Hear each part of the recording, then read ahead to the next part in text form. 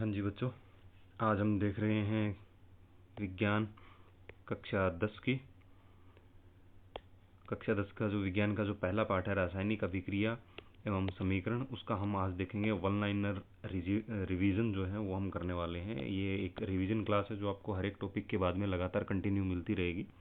यानी इसके अंदर हम प्रत्येक जो टॉपिक जो हमने किया है उसके अंदर जो भी वन लाइनर, जैसे किसी टॉपिक की या किसी शब्द की डेफिनेशन है या कोई अन्य समीकरण है या कुछ भी जो वन लाइनर है जो इजीली हमें याद करना है या जिसका बार बार हमें रिवीजन करना है, वो चीज़ें आपको इस वन लाइनर क्लास के माध्यम से डेली के रूटीन में आपको मिलती रहेगी। देखिए, सबसे पहला क्वेश्चन है, अभिकारक किसे कहते हैं। हमने पहले भी पढ़ा था कि अभिकारक क्या है, अभिक्रिया क्या होती है, उत्पाद क्या है, ये सारे तो ये वन लाइनर रिवीजन के माध्यम से हम इसको एक बार रिवीजन करने वाले हैं कि अभिकारक किसे कहते हैं। ऐसे पदार्थ जिनमें रासायनिक परिवर्तन होता है वे अभिकारक कहलाते हैं। यानी कहने का मतलब क्या है कि रसायन विज्ञान के अंदर वे पदार्थ जिनके अंदर कोई ना कोई रासायनिक परिवर्तन होता रहता है। जैसे मान लीजिए हाइड्रोजन और ऑक्सीजन को मिलाएंगे तो H2O यानी जल का निर्माण होता है। तो हाइड्रोजन और ऑक्सीजन में O2 में जब क्रिया करवाई गई तो इनमें रासायनिक परिवर्तन हुआ। तो वो पदार्थ जिनमें रासायनिक परिवर्तन होते हैं वे क्या कहलाते हैं, अभिकारक कहलाते हैं। उसके बाद में है उत्पाद किसे कहते हैं। अब ये जो अभिकारक हैं, जैसे हाइड्रोजन था और उसके बाद में एक ऑक्सीजन था, ये दोनों मिल करके कोई तीसरी नई चीज बनाते हैं जिसको हमने कहा कि H2O यानी जल। H2O क्या होता है, जल होता है सीधे सीधे।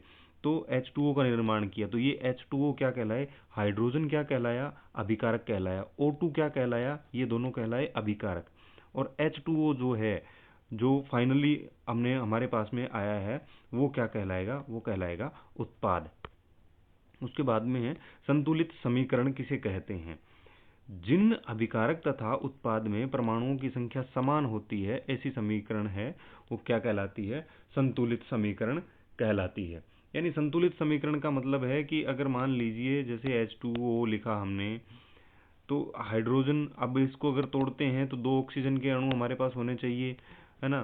तो ये जो चीजें हैं ये बराबर होनी चाहिए। ये जो तत्वों के जो परमाणु हैं वो हमेशा समान होने चाहिए। अगर तत्वों के परमाणु एक तरफ एक है, मान लीजिए अभिकारक में एक है और उत्पाद जब हमने लिया तो उसमें 3 हो गए, तो वो संतुलित समीकरण नहीं है। यानी एक तरफ एक हो गया और एक तरफ 3 हो गया तो वो क्या हो गई, असंतुलित हो गई।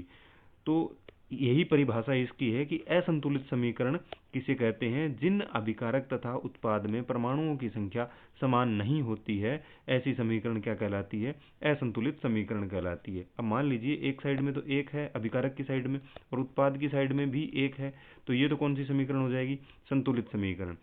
अब अभिकारक में तो एक है और उत्पाद में हो गए 3, या अभिकारक में 3 है और उत्पाद में आते आते हो गया 1, तो ये कौन सी हो जाएगी, ये हो जाएगी असंतुलित समीकरण। आगे देखिए कि संतुलित समीकरण का क्या महत्व है। जो संतुलित समीकरण है उसका क्या महत्व होता है। संतुलित समीकरण का क्या महत्व है कि रासायनिक अभिक्रिया के पहले व बाद में प्रत्येक तत्व के परमाणुओं की संख्या समान रहे। यानी संतुलित समीकरण क्या काम करती है, संतुलित क्यों जरूरी है, क्योंकि दोनों साइड में जो परमाणु है वो क्या रहे, बराबर रहे। अभिकारक की तरफ भी तो बराबर रहे और जो उत्पाद है हमारा, उत्पाद की तरफ भी क्या रहे, बराबर परमाणु रहे। समीकरण संतुलित करने की विधि क्या है। समीकरण जो है उसको जो संतुलित करने की विधि है वो कौन सी विधि है, वो क्या कहलाती है, हिट एंड ट्रायल विधि।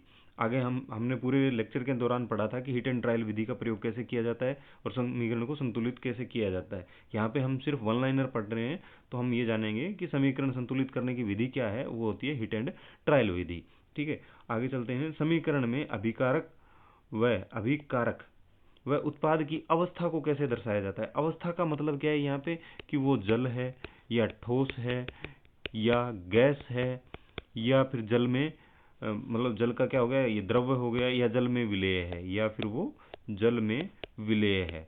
इन चीजों को दर्शाया जाता है किसी न किसी तरीके से। तो अगर ठोस है तो हम एस के माध्यम से दर्शाएंगे जिसको हम कहते हैं सॉलिड।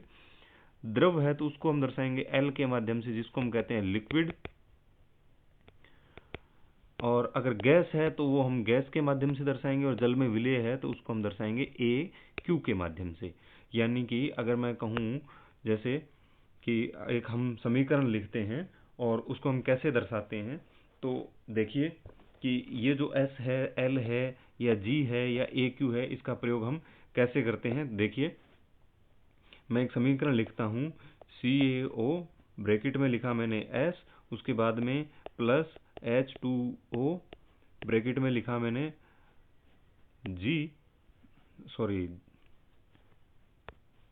L आएगा यहाँ पर, और उसके बाद में फाइनली हमारे पास में क्या आता है, CaOH2 और ये क्या आएगा हमारे पास में AQ, और प्लस में क्या आएगी, उष्मा।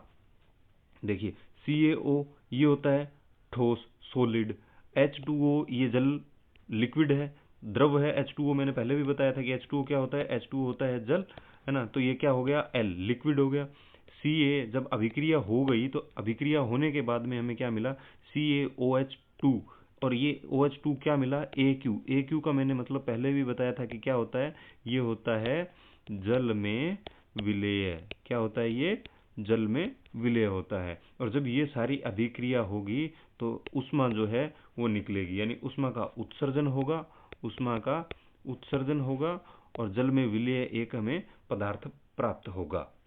ठीक है, चलिए आगे क्या है, समीकरण में तीर क्या दर्शाता है। जैसे हमने अभी अभी एक समीकरण लिखी थी, है ना, कि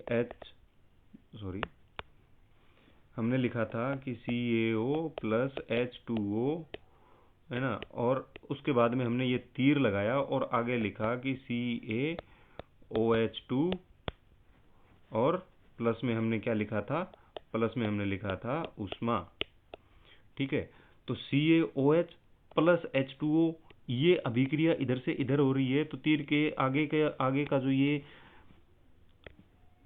आगे का जो हमने लिखा है ये क्या हो गया, ये हो गया हमारा उत्पाद। तो ये तीर जो है बेसिकली ये दर्शाता है कि जो अभिक्रिया हो रही है उसकी दिशा क्या है, अभिक्रिया की दिशा को दर्शाता है। समीकरण में तीर क्या दर्शाता है, तो अभिक्रिया होने की दिशा को दर्शाता है। आगे देखिए शब्द समीकरण क्या है। देखिए शब्द समीकरण क्या होता है कि जिंक प्लस सल्फ्यूरिक अम्ल और जिंक सल्फेट प्लस हाइड्रोजन। अब क्या हुआ कि हमने अभी तक जो हम देख रहे थे, जैसे मैं समीकरण पहले मैंने लिखी, मैं पहले वाले समीकरण को एक बार रिपीट कर देता हूँ। यहाँ पे मैंने समीकरण लिखी थी CaO प्लस H2O, और ये क्रिया करके क्या बना, CaOH2 और प्लस में हमें क्या मिला था, उष्मा मिली थी हमें, है ना। अब ये जो है ना, ये तो हमने क्या लिखा है, ये प्रतीक चिन्ह लिखे हैं। तो ये जो समीकरण है, ये समीकरण कौन सी कहलाएगी, ये प्रतीक समीकरण कहलाएगी। सिंबल इक्वेशन जो है प्रतीक समीकरण। अब इसको प्रतीक में न लिख करके हमने क्या किया है, हमने यहाँ पे पूरे पूरे नाम लिख दिए कि जिंक प्लस सल्फ्यूरिक अम्ल है और zinc sulphate plus hydrogen gas है ना। तो ये जब समीकरण के प्रतीक न लिख करके समीकरण में तत्वों का पूरा नाम लिखा जाए, तत्व का क्या लिखा जाए, तत्व का पूरा नाम लिखा जाए, तत्व का पूरा नाम। जब तत्व का पूरा नाम लिखा जाएगा तो वो समीकरण कौन सी हो जाएगी, शब्द समीकरण हो जाएगी। ठीक है, इसी में आगे क्या है कि संयोजन अभिक्रिया की परिभाषा बताइए।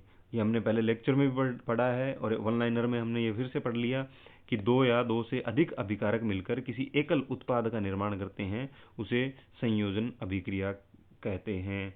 जैसे हमने देखा कि जैसे हाइड्रोजन प्लस O2 ने मिलकर के क्रिया की और H2O बनाया। जरूरी नहीं है कि यहाँ पर सिर्फ दो ही हो, ये तीन भी हो सकते हैं, चार भी हो सकते हैं, यानी दो या दो से अधिक। अगर अभिक्रिया करवाएंगे तो कम से कम हमें दो तत्वों की जरूरत पड़ेगी, दो अभिकारकों की जरूरत पड़ेगी, और दो अभिकारक मिलकर के कोई किसी तीसरी चीज का निर्माण करेंगे तो वो क्या हो गया, ये तो हो गया उत्पाद हमारा, ये तो क्या हुआ हमारा उत्पाद हो गया।